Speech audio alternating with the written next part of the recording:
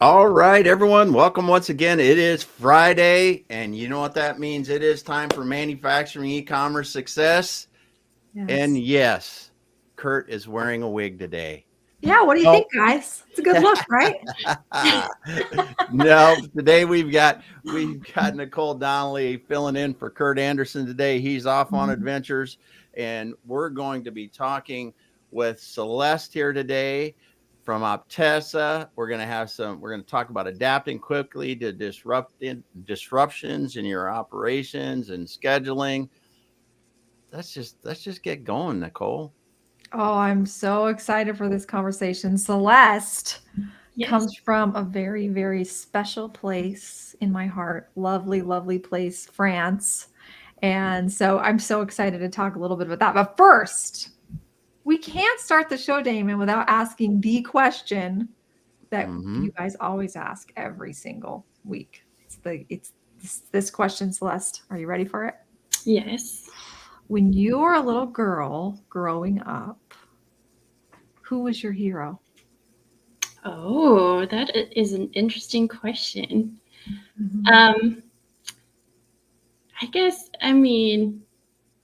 my mom. I know it's going to Mm. sound very common. I'm sure a lot of people will say this, but I always looked up to my mom, and to me, she was this amazing woman who was really good in school, made it through life, and I saw her and I was like, okay, I'm going to be at least as good as she is, and I'll try to be even better. Oh, Very love good. that. That's Very amazing. I'm supportive sure you more than lived up to that. That's amazing. woman. I'll have to ask her. Yes, very cool. Now tell me a little bit about where your family lives and where you're from. Tell us a little bit about the Sure. land you hail from.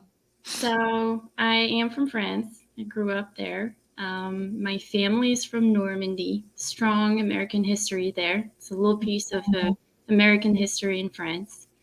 And I, after high school, I studied engineering and in the Mhm. south of France. So I've been a little bit everywhere in France, and I always wanted to come to the United States.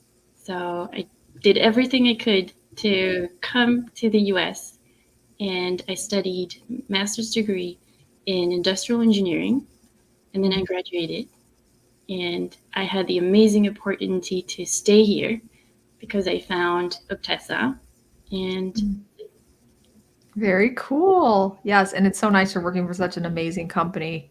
What made it? What was it that you wanted? Why did you want to come to the US so much? Yeah, that's my question too.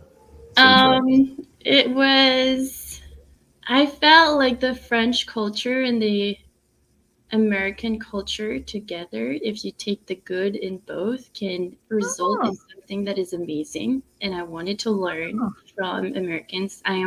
I've always been fascinated by this culture of go big or go home. And that is something I wanted to be in. And it was my Mm. American dream. It was really what I was looking for. Oh, that's amazing. So I love how you said that you love the good of the American culture and French culture. So America, you love the go big or go home. What do you love about French culture that you think Americans can kind of learn from or that you love? Um, I think French people might be a slightly more detailed oriented, and they're more theoretical. So Yeah. it's a little easier. The way we are in school, the way the classes are, make it that we can very easily visualize very theoretical concepts, and but we're terrible in experimentation, which Americans are very good at. Oh, we love to So experiment. We don't mind looking the fool, right, Damon? We don't mind looking the fool. no, but you have labs in schools, and you don't mind trying. Trial and error is something that works Mhm. very well here. Um, so yes, the two together I think work pretty well, because the French people sometimes get a little too much in the details, too invested in it, and they get stuck in it. And that's where I feel you need the American vision to come in and say, just let's try, let's see what comes out of this, and Love it. we can make it better. Yeah. Very, cool. very cool. I love Cool. it. Well, we got some comments. Of course, we got John here, and we got Yasser. Thanks so much for being here today. We've got David. David, good to see you. Uh, Wakita, hopefully I'm saying that right. So, thanks for being here, everyone. Let us know where you're viewing from, and when we get going here, I'm sure you're gonna have some questions and comments. So tell us, I'd love to hear a little bit more, Celeste, about what is your role at Optessa? What is it you're doing there day to day? And maybe walk us through like what's a day in a life for you and how you're serving Optessa customers. Of course. So I am an application specialist at Optessa. I also have some project management responsibilities.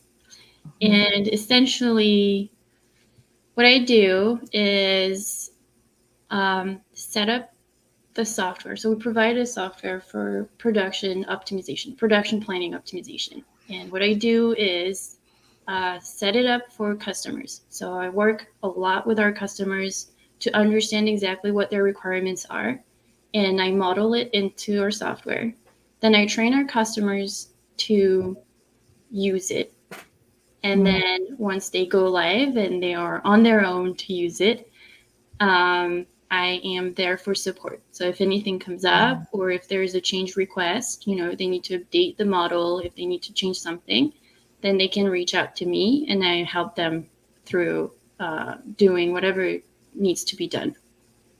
Awesome. I want you to be my implementation specialist, man. How often? I mean, because when you guys are putting in some pretty complex planning systems, I mean, I have to imagine that isn't there kind of, okay, we're setting everything up, and then there's a period of changes, but they go down over time. I mean, do you ever get to a point to where these things they're just running, they're running well, and we don't have to do a lot of optimization, or is it No. always changing? Yeah, there's always updates. There's always, it's also what is magic about supply chain. Supply chain is always changing. It's in the new technologies that are coming in. There are always new things coming up, always. So we always have to adapt to what is happening to our customers and make sure that it is working for them in the current situation they are. And that current situation evolves with time. Yeah. So yes, it's never done. There's always something else that can be improved. There's always something else that comes in, and we have to take that into account. And yeah, it's very interesting. Yeah. So when you're doing this, so say I'm the company that's using Optessa, are you also going to be integrating with some of my suppliers as well, so I can actually see, or is it just the company you're working with? I'm just curious because I can imagine things, but I don't know what's actually being done. Sure. So we could, if there was the need, we could do some kind of link between our customer and another supplier of our customer. Yeah. Okay. Right now, most of the time, we really work with our customers directly. We kind of connect to their in-house system, in-house ERP, and get all the data information that we need from there and optimize their plan or sequence or schedule for them and try to come up with something that has a good quality. But we could totally kind of create a link between everyone. And we actually love to do that because it improves the overall quality of the sequence for everyone. Yeah. Get information from everywhere. So it's a win-win for everyone to do this type of setup. Yeah, I was just thinking about that, getting prepared for this, and in past experiences, there are some things where, when you're doing things with different suppliers around the globe, multiple facilities making multiple things, and then suppliers making sub-assemblies, and some of the kind of places that you guys get into, there is a lot of things coming from a lot of places that you have to consider. Exactly. And I can see from your standpoint and your customer standpoint, if I can get my data in order, that's a huge thing. And in addition to that, though, I can also see a ton of value if I could go my major suppliers. So I've got my 27 major suppliers here that I know what's coming, how their supply chain is doing. But Right. yeah. And it's so Yeah. cool stuff. I digress, but I think what you guys are doing at Optessa No. is terribly interesting, because when you look at this and you think about, just imagine an automotive, a car being put together, the final assembly line. I have tires and wheels and brakes assemblies, and I have engine, transmission, and I have all these different things, and then the building of those in the other factories that Exactly. Yeah. comes to you, and you go, okay, now how do I know that if I've got a shortage of a certain piston in my cylinder that's affecting me this, and that's all going to go all the way and trickle down. I mean, the kind of Yeah. stuff that you can do now with these systems is crazy cool. Supply chain is so big. There is so Yeah. much, so many people, so many things happening. And Yeah. as a customer of an automotive industry, of an automotive company, when we buy our car, we might not realize everything that has been happening behind for months, usually, Yes. And it's just in this insane ecosystem working together to, boom, delivering that one thing the people want, Yeah. So it is very interesting. Yeah. Cool. Well, Nicole, you've got questions. You guys got Great things to do. So Oh, we got things to do. People to see, places to go, cars to make, plans to optimize. So, Celeste, you mentioned 3 words. I think I'd love to hear you. You said that you help them plan, sequence, and schedule. Yes. So maybe you can define for our audience here today, like, what is the difference between planning, sequencing, and scheduling? And how does Optessa define those maybe versus some other people in the industry? Of course. Do you mind if I share my screen? Yeah, please do.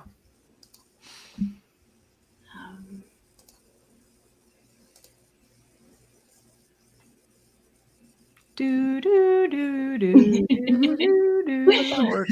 I'll be right there. Now you guys don't want me to sing anymore. That's enough. Can you I'll do a see my little- screen? do a Can you jig. see got it. There you There we go. go. Coming up. There you go. Got it up. Okay. So, this is just my introductory slide to say we provide a solution for advanced planning and scheduling. And well, I'm just going to say this really quickly about Optessa. We have clients in every industry, and this is something I really want to highlight, is that everything I'm going to talk about, what we do, we can do in any industry. We can model any type of industry. We have a lot of customers in the automotive industry, but we can also do white goods, oil and gas, processes, and everything, food and beverage, everything that comes up to mind, we can do. Mm-hmm. So going into what you were asking me, Optessa has different solutions, and we can combine any of those solutions together. Of course, the more solutions we combine together, the better the overall quality of what we will produce will be. But so we have usually at the enterprise level something that we call build to order. That's a little bit of an extra solution that can help our customer's customer place an order and re-optimize in the back end the plan, the sequence, or the schedule for our customers. Then there's a plan. So what we call planning is really allocating orders to a bin. Bin can be months, can be weeks, can be days, can be hours, whatever the customer needs.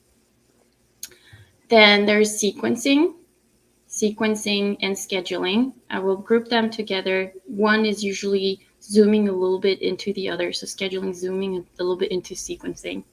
And the idea is to get the order in which the sales orders are going to be produced. That's sequencing. Scheduling zooms in that a little bit in the sense that it not only gives you the order, but it also gives you the start and end time on the supply chain for each of your orders. And it takes into account resources that are available or not available.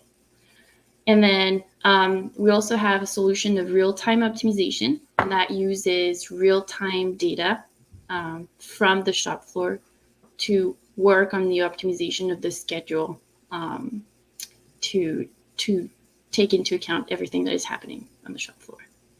I love that.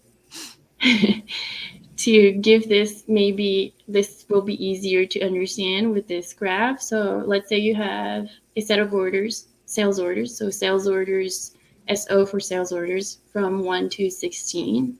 And then the first step would be to allocate those orders to week bins. Again, it could be months, it could be days, it could be hours. And the horizon can be as long as it needs it to be. So it could be over the next 3 months, the next 5 weeks, the next year, the next 5 years. Any horizon is fine. And then once you have your orders allocated to a bin, that is when sequencing comes in, and you give that order of your sales orders within each of the bins, taking into account the business requirements. So there are business requirements actually at every level, at the planning level, sequencing level, and at scheduling level that I'll mention right after this. But all of this is generated, I will say, even more optimized based on the business requirements, the constraints on the shop floor. And then, so zooming into scheduling, you see for week 2, we have SO8, 1, 6, and 7.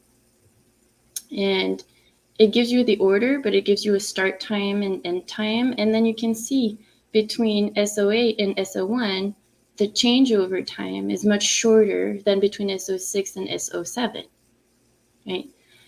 And then if you add into this real-time optimization, you can take into account new requirements that are coming in. For example, in this week 2, let's say we need to prioritize SO7. So Tessa can generate a new schedule, taking into account that new requirement while using bias to keep what was already planned, scheduled, I should say, before. Mm-hmm. Yeah, you're re-optimizing within the you're re-optimizing within the time buckets. Exactly. At the yeah. That's amazing. Exactly. So maybe walk us through, like, I'm an automotive company. Okay. As an example, I'm an automotive company. What would be some, like, walk us through the planning, sequencing, scheduling, just like one example of what some of the constraints are, for example, that you might have to consider as you're doing the planning, sequencing, and scheduling. So examples could be no back-to-back orders, or that would be for sequencing. No back-to-back red and white vehicles in the paint shop. Mm-hmm. Yep. So usually doesn't go well. Great example. Yep. A great example. At the planning level, it could be that you can't do more than X number of hybrid vehicles per week. Mm-hmm. You're limited. At the scheduling level, it can be this operator is able to work on this machine, and that other operator can work on that machine and that other machine, but they can't work at the same time. Got it. All those business requirements. Mm-hmm. And then you can take that into account. So every part of the plant will have their own set of constraints, right? So they're always slightly different, and you have to take all of that into account. So does the Optessa solution go down like to a work area level? So that's how far it goes with it? Because I know there's several different levels in the scheduling, right? So we're going into a week, but there could be 100 different work centers in that week that are in this assembly process. Right. So yes. Yeah. So actually, I have the slides. Oh, okay. There we go. So there is this really, I really like this functionality that we have in our, this mode, I will call it a mode, in our software. And it's it's one of the many modes we have available. So I'm really giving you the tip of the iceberg here. Yeah. Yeah. But a lot of the times, what we used to do, and a lot of what our competitors do, and even in-house solutions, when we have a new customers, we usually take a first look at what they already have, and what we see is a lot of the time you only calculate that plan, sequence, or schedule for only one of those centers, like you said. Yeah. In Optessa, we call those centers zones. So it's any point on your line that would need its own plan, sequence, or schedule, because it has its own set of requirements.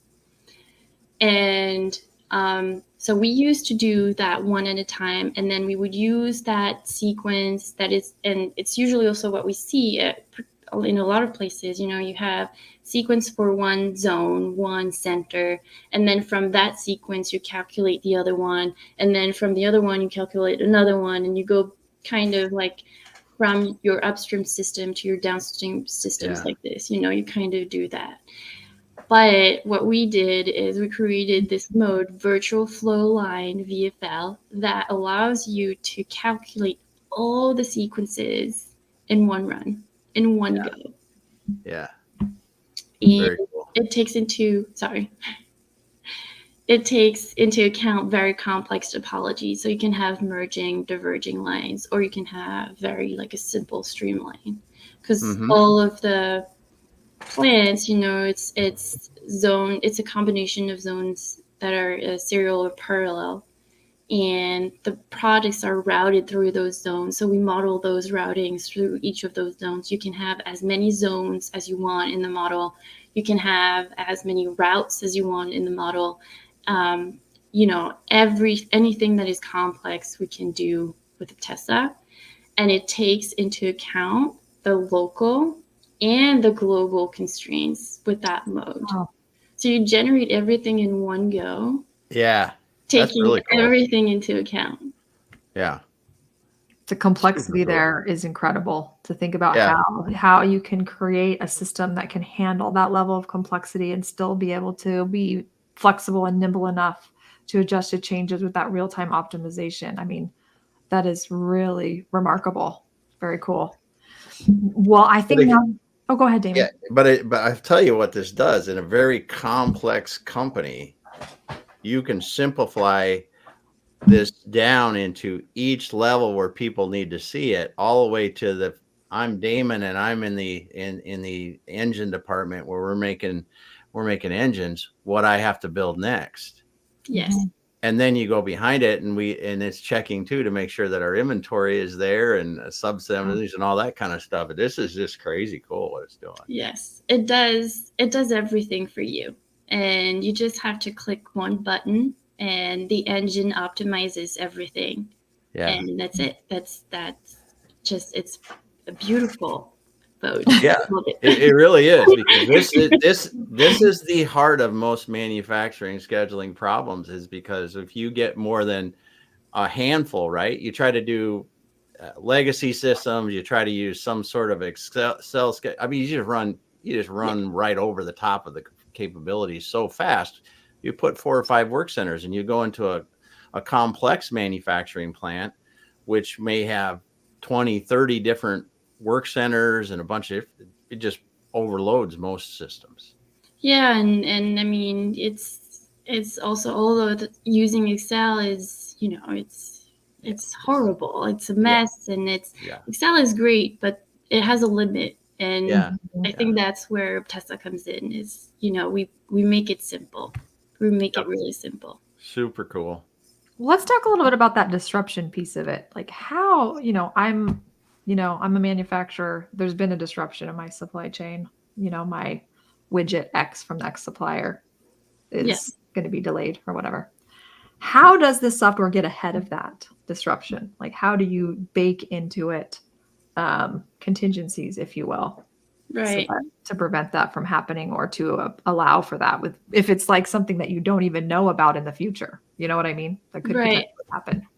So the cool thing about virtual flow line is that because it takes into account all of those centers, zones, areas, we can model things that are happening in between those areas. So there are different functionalities that are linked to it.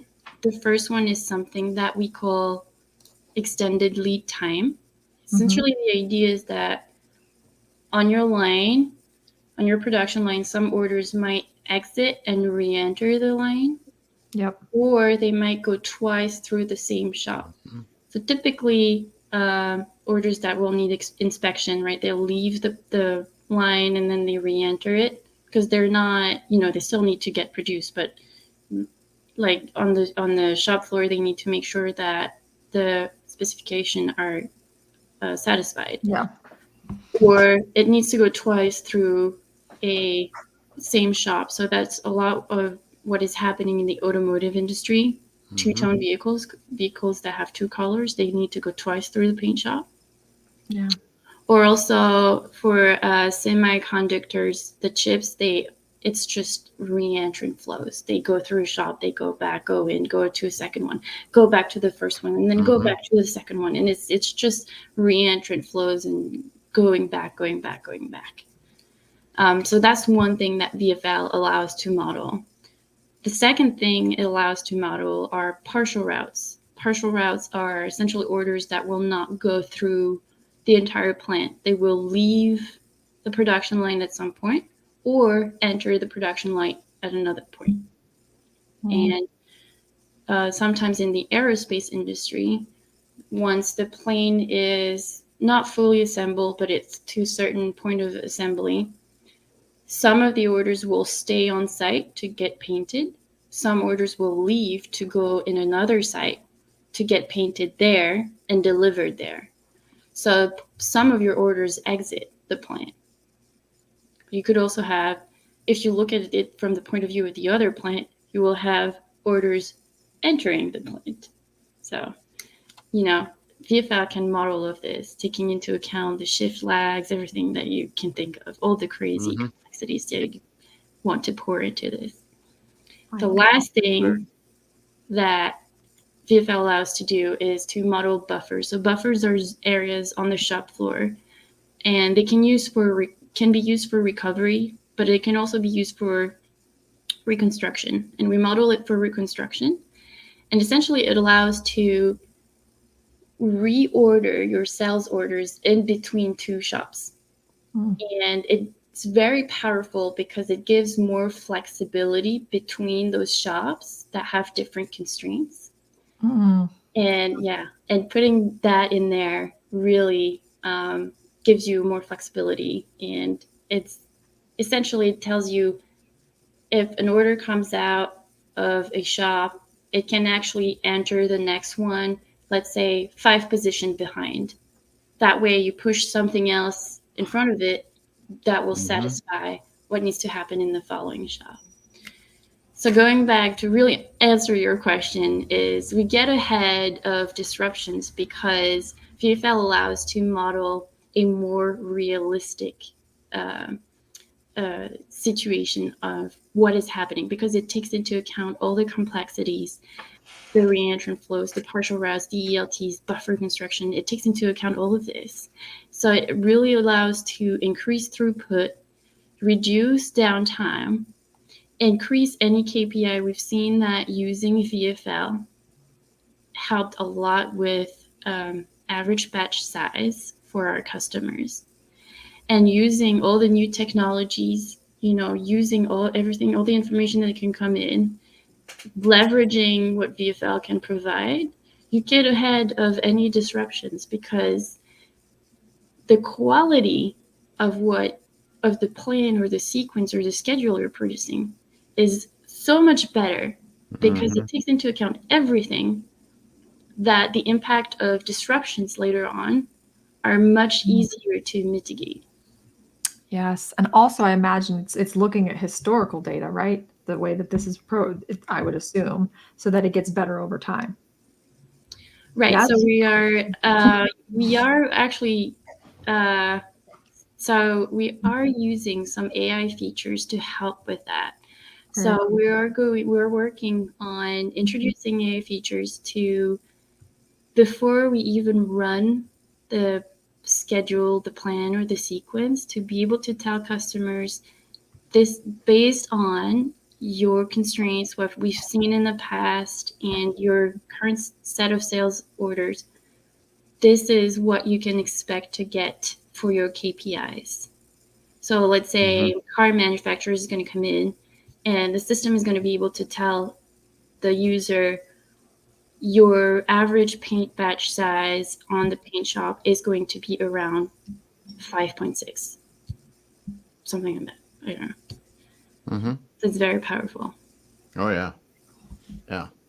Because you start to predict, and it's based on the data from behind it. That's really cool. Yeah. It's only going to improve and get better and better and better and better. So we got some good comments in here from John. He's helping you out. So let's get back here a little bit. He's talking about doing it center by center, doing the scheduling center by center. And he's talking about that before on some of the competitors that are doing it. And he talked about this is what I think really is pretty special about the Optessa is you're doing, as you talked about, Celeste, the zone production, like the work center kind of level. You're doing that while taking into account everything, and that's very rare to see that. So, and as the last thing John says here is, the plan is feasible before running it. Yes. So those input data analysis tools that we're developing with AI are very powerful, because that's you're going to know even before doing anything if it's going to be good enough for the plant or not. None of that American trial and error, right? Well, there's still avoiding all of that, getting rid of all of that risk. I love just it. a different spot. We got a couple people dropping in here too from Morocco. I saw David up here from Turkey too. God, David, I want to get you right here from Turkey. Thanks so much. We got that going on. But thanks everyone for the comments. This is really interesting how you're taking such a complex challenge, because what's a car or worse, an airplane? What's a Boeing 787 having in for parts? I forget how many gazillion parts they got in them, and they're coming from all over the world. I see the fuselages go by the town where I live. They come on the trains, and I see what you're talking about, where they come out of the factory and go to the paint factory, and some fly unpainted to other places to get painted before they go to the customers. And and we're talking about all this stuff, and you're able to take all of that data on something like that and tell Damon what I have to do in the place where I'm building the wheels for the landing assembly. I mean, and how that ties together with where that's going to go. I mean, this is cool. I can show you, if you want, a little bit of an example in the web app. If you let's see a demo. Let's check it out. We'd love to see a real life example. Okay. So this is how the sausage gets made. Let's see it. My daughter loves sausage. She told me the other day, Mom, I love sausage more than bacon. And I was like, I don't know if you can still be my daughter, because bacon is like the best ever, right? Bacon is hard to beat. I guess it depends on the sausage, like if it's a really, really good, I don't know. There's so many good sausages. But... smoked kielbasa. Ooh, yeah, that's a good one. From the Rhine House in Leavenworth, Washington. Is it better than bacon? Must be. No. Bacon is number one. Bacon is king. Yeah, bacon is king. Yeah. Sorry. So since bacon is king, let's show us how the bacon gets made. Yeah, let's show us how the bacon gets made.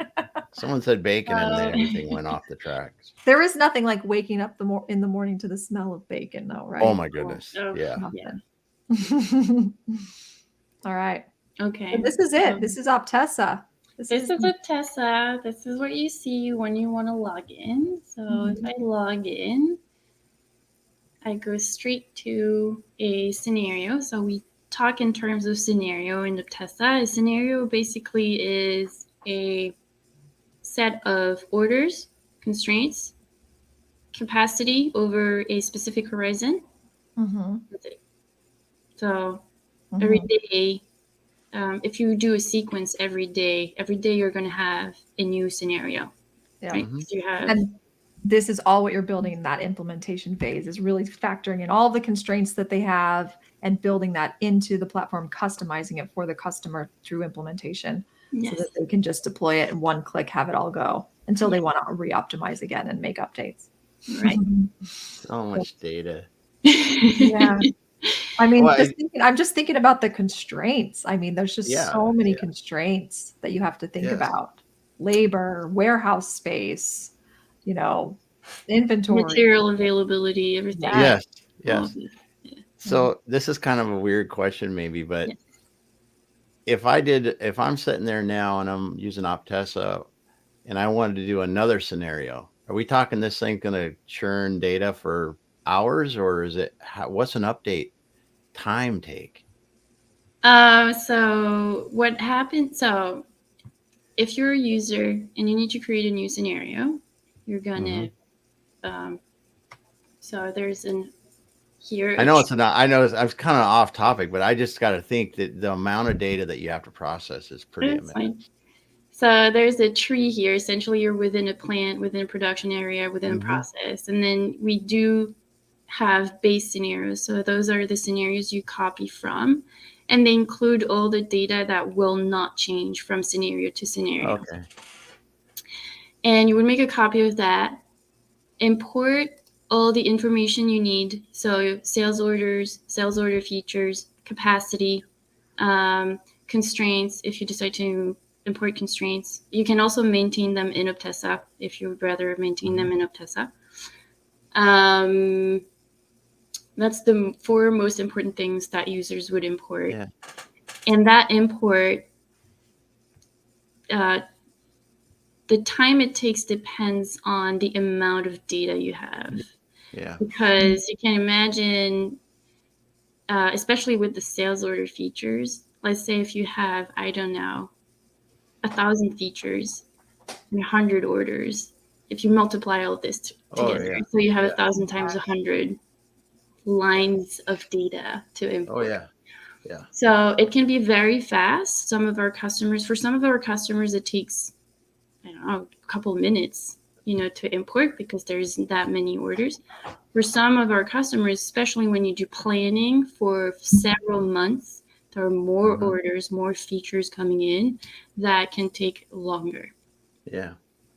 I was just wondering in practicality, so your users are typically regenerating this once a day? It depends on the business processes. Sequencing usually is once a day. Scheduling can be once or twice a day. Planning will be once a week, maybe more. Okay. Yeah. Yeah, that's what I've seen. Very cool. But it it's like an depends on the order, business meaning process. like you run planning on this day of the week, and then you're going to run sequencing is that all planned and sequenced too in terms of when you're running the schedule? Yeah, so usually the plan is done way ahead of time. So it's actually if you take the same week, the moments when planning, sequencing, and scheduling happened are not necessarily linked together.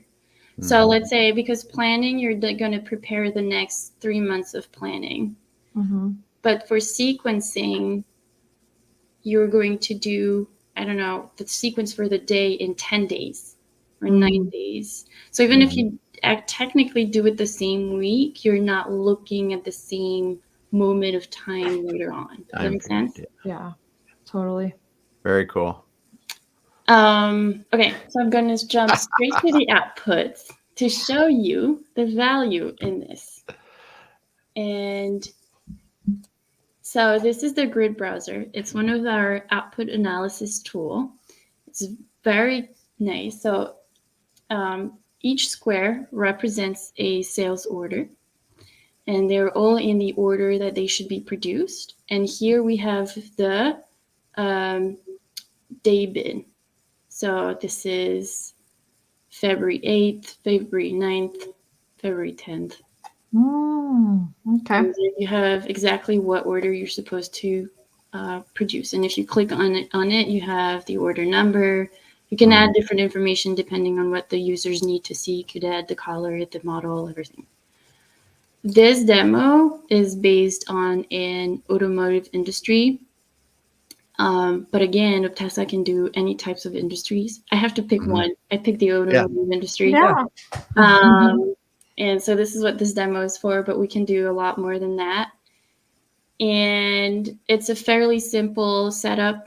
It's simplified because it's a demo, but we can do, as I've shown before, we can do much more complex topologies, and we do more complex topologies for our customers. So it's just a body shop going into a paint shop, going into a trim shop. So very streamlined, simple. And what I can show you is, let's see, first the paint shop. I'm going to put the bin to shifts because it's easier to see. And I'm going to display the color because usually that's why you try to optimize in the paint shop. So you want to group the colors together. So this is the output of the software. The interesting part is, in this demo, there are two-tone vehicles. So they go twice through the paint shop with a 25 slot lag in between the two passes. So if you look here, for example, we have lot 145-25 because the second pass in the shop is operation 25. And if I go 25 slots before, exactly 25 slots before, I have the first pass here, which is a red pass. So we can see the first pass red, then the second pass black. And the system was able to optimize the paint batches using the fact that those orders are going through the paint shop twice. So the red pass is surrounded by red vehicles. The black pass is surrounded by other black vehicles. Yeah. Yeah, it's pretty incredible. Very incredible. Yeah. Because you're optimizing setup times, your changeover. Yeah. This is quality sequencing. inspection. Yeah. I forgot to mention this is sequencing. Yeah. Awesome. I'm speechless. Very cool. I'm utterly speechless. Well, this is what scheduling should be like. Yes. It really is. It really is, because most companies, I don't care, big, small, whatever, they kind of band-aid something together. And at this level, the people that run the area are often doing that themselves. Yep. Yes. And think about all the manual time that it's taking them to figure it out, and what they're missing, and all of that. Like, this just streamlines that whole process. Yes. Yes. They save a lot of time. Yes, exactly. And if you have an inventory problem with that you don't realize, because this is looking at that too, you're re-optimizing based on that as well. Yes. And you just go, then we can, then those people in those work areas can concentrate on, this is what I need to do next, rather than how the heck, we just got all ready to go for this and it's not ready to go. Yes. And, those kind of things cost tens of thousands of dollars. Yes. Downtime is the worst, right? Yeah. You're losing dollars on that downtime. Yeah. And there's another thing I can show you. So if I display the paint and the trim shop, and this time we look at the model of the vehicles, this is what is going to come out. So there is a pattern for the trim shop for the model. So it's I believe three 300K. So there are types 300K and 400K. So we have three 300K followed by two 400K. And we go like this in cycle across the entire sequence. What we can see is that the pattern is satisfied at the trim shop because this is where the constraint is. but it is not satisfied in the paint shop because that is not where the constraint is. And instead, as I showed you before, it focuses on satisfying the constraints that are in the paint shop. And this happens not even having buffer construction between those two lines. So you can imagine if we had buffer construction in between those two zones, we would have an even better quality sequence for those two zones. Well, the pattern is satisfied, so it's hard to do better than that. But for the paint shop, we would have an even better quality of the sequence because it would be even more decoupled from the trim pattern. Yep. So all of this falls together and it brings the best that it can do. Drop the mic. Yeah, the complexity in what you're doing is it's hard to imagine if you haven't seen it being done in application in real life. Yeah. This right here is crazy hard to do. If you think manually, you think it's crazy hard to do. And usually between a paint and something like this, there's going to be a huge buffer inventory and a fair amount of resources that are just trying to meet the constraint of a trim shop like this by sequencing all that manually. Exactly. Here, there, and then trying to figure out, does that really end up meeting our customer demands? And inevitably you're going to miss something. Yeah. And so Tessa has 23 types of constraint to model any business requirement. And we can model as many as need to be modeled, everything. We don't have any limits in anything, the number of zones, the number of routings, the number of orders, the number of requirements. We can do it all. Yeah.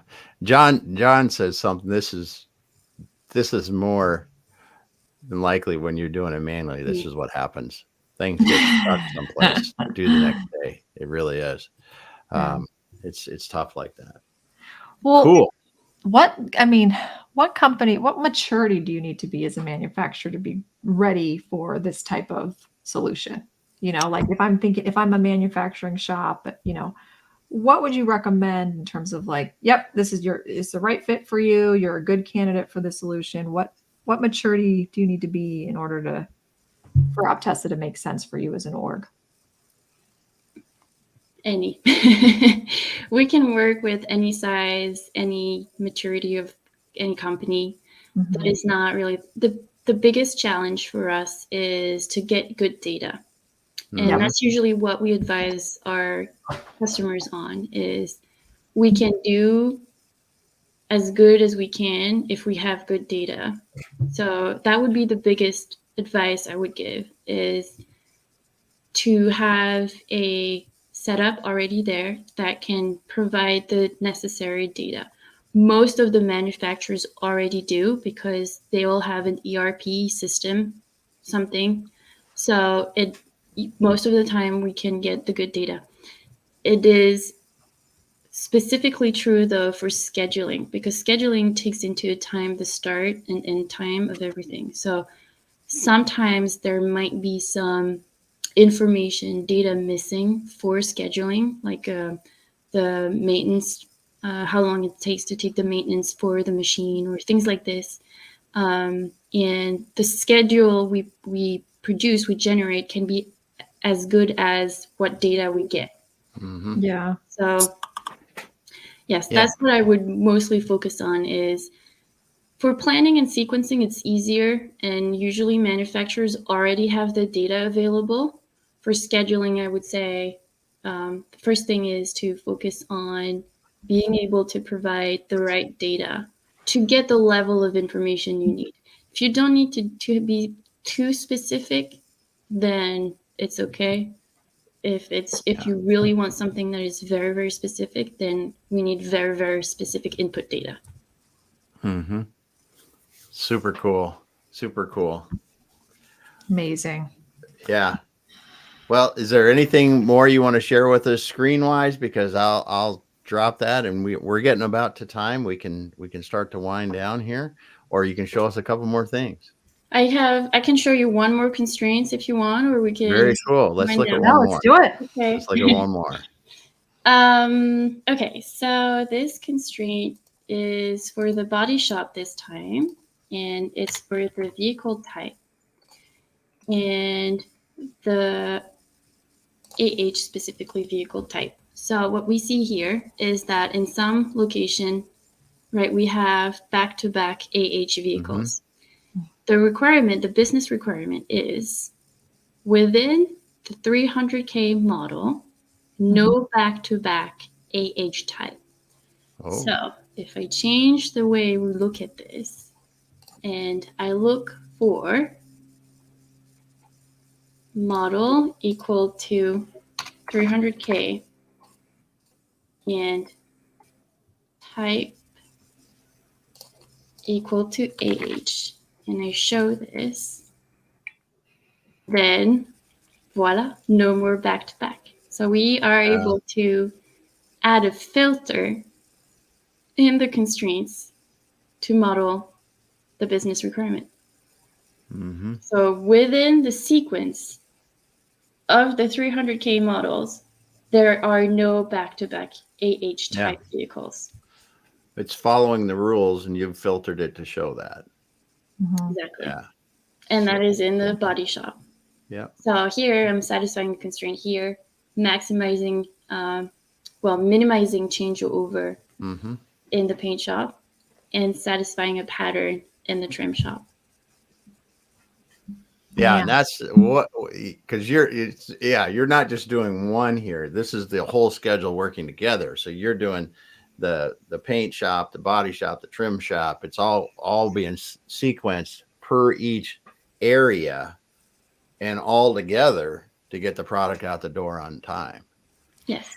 Yeah. How does this differ, Celeste, from some of your competitors or any other solutions that a manufacturer might be considering?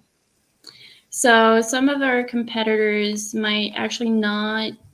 So a lot of them, well, not a lot of them. Some of them might use heuristics instead of using an actual machine learning / AI way of calculating the sequence quality. So we use simulated annealing.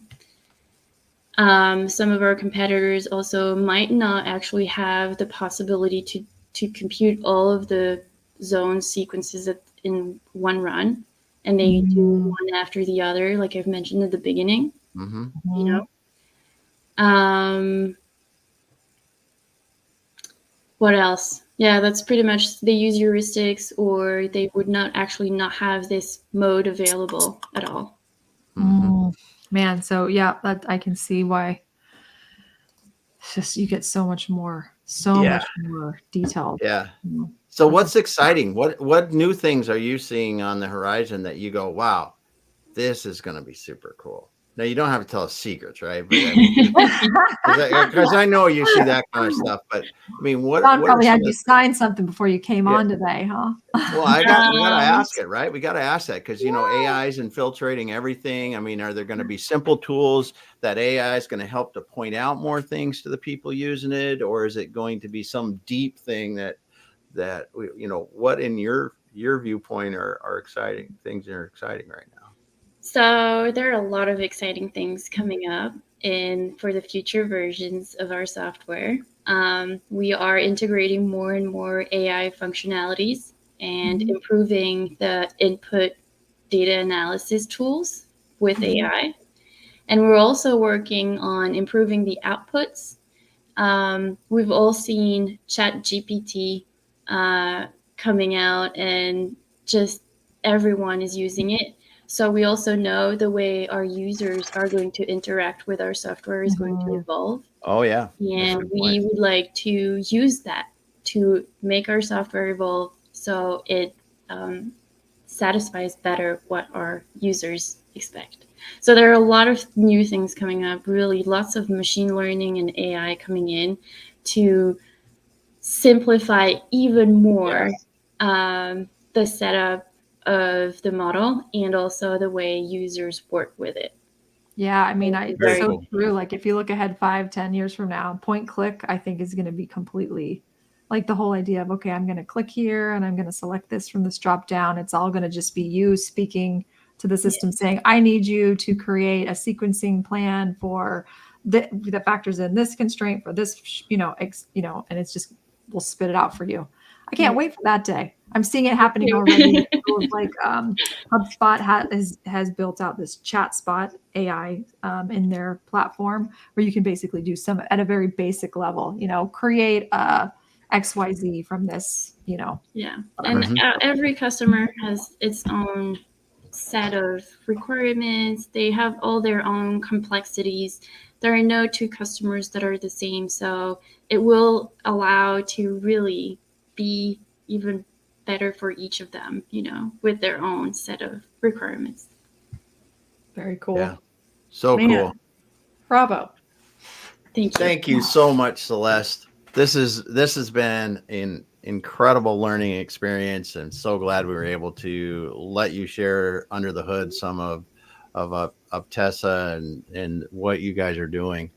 Nicole, what other questions do you have for Celeste today? My last question for you, Celeste, is last question of the day. If you were an animal, what would your spirit animal be? A cat.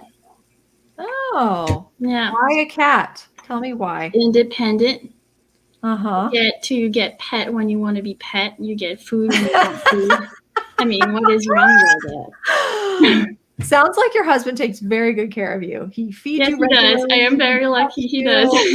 Yeah. And he kind of lets you have your own space, and he, very nice. You knew the answer to that one right away. A lot of times when I ask people that question, they have to think about it for a bit, but you knew. That was fun. Yeah, I always knew if I want to be a cat in a nice house, I will say, You want to be an indoor cat, no outdoors. Yeah, you don't be a junkyard cat or something like that. Yeah, no, it's not as fancy as the cat I have in mind. Yes. Thank you so much for coming on today. It's actually been so nice to get under the hood and see the demo of specifically how the software works in real life, and how you guys help people plan, sequence, and schedule for their facilities. And it's just remarkable the level of complexity that Optessa can handle, and how much time. I'm just thinking about the time savings, resources, all of that. So thank you for sharing that. And it's been a great day. I hope everyone out there, thank you all for joining us today. I don't know, Damon, what you've got planned this weekend, but I hope you guys all have a great, wonderful weekend. And and we'll see you on Monday. Kurt will be back on Monday. He'll be back with bells on. We'll be back again on Monday. So very good. Thanks. Thank you. Thank you so much. Thanks, Celeste, for being here. Nicole, awesome as always to be able to co-host with you today. Yeah. Thanks so much for everyone showing up too. I mean, look, we got a lot of people in here that Luis and John and Unique and MD, and there's a whole bunch of people in here today. Thanks so much for stopping by, David, and thanks for dropping the comments, and Yasser, thanks so much. We appreciate you stopping by every week and listening and supporting our guests. But we will be back again next week. So everyone, safe and happy weekend. Celeste, hang out with us for just a moment, and we are wrapping up. Have a great weekend, everyone. Ta-ta.